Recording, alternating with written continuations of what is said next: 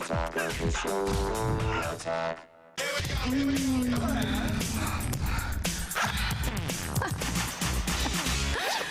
that time again for sex expert Anna David to join us and help with your sex and relationship questions. Hey, Anna. Hi. I'm glad you're back. All right, Thank you. let's get into it. Now, our first question comes from a guy who doesn't want the world to know about his sex life. My girlfriend twitters and blogs every detail about our relationship. How can I get her to understand that I don't want a relationship to be so public?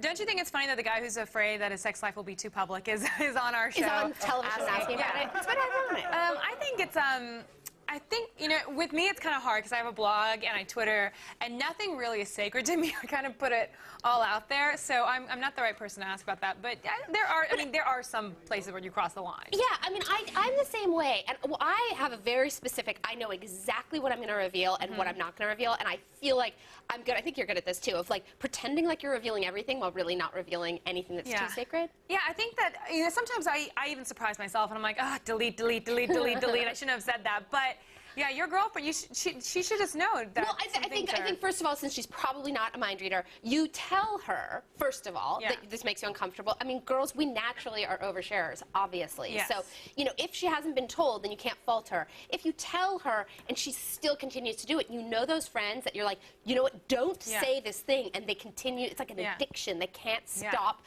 Like telling things they're not supposed to. My mom actually has this problem too. Yeah. Well, the other problem with like Twitter and Facebook and stuff like that, when people put out such personal information, they get that response back from other people or their friends, and in a way, having your own blog or MySpace or Facebook page and Twitter kind of makes everybody feel important or kind of famous in a way. So they start to give out too much, almost like being on a reality show, and it gets kind of disgusting. You like, you know, just cut it back a little bit. So.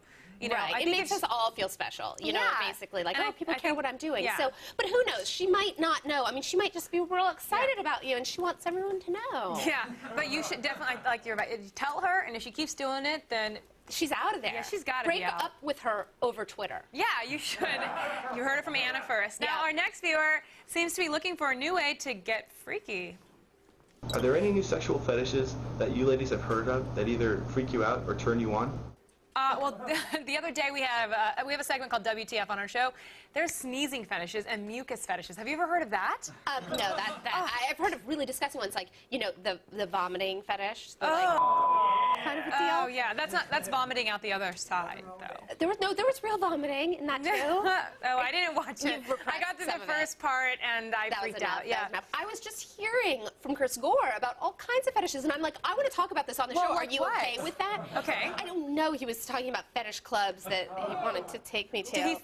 Did he? Oh, Chris Gore's hitting on you. Well, no. My point is that we have an expert on fetishes right here on staff. Well, you are our expert in sex and relationships. Yeah, you know, so what right now? I was telling him, you know, basically the common knowledge is that women don't get fetishes as often as men. And he was, no, that's not true. I can introduce you to, I don't know. So what new ones have we heard of?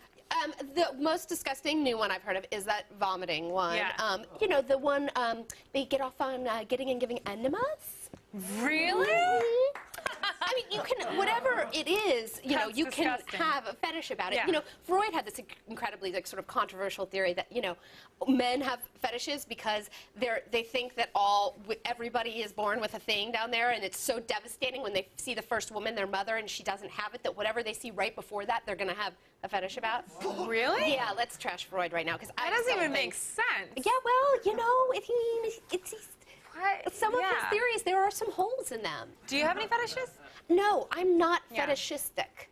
Oh, you? We should. No, I don't really have that at all. Should we work on getting some? Well, I think that we should talk to Chris Gore. I think I had enough. I mean, I think I'm going to assign you to go hear about it. Yeah, I'm going to go ask him about it. Well, thank you so much for being here, Anna. Thanks for having me. You guys follow Anna on Twitter at twitter.com/analytical. And to get even more answers to your sexy questions, subscribe to the AOTS In Your Pants podcast. It's available anytime at g4tv.com/podcast.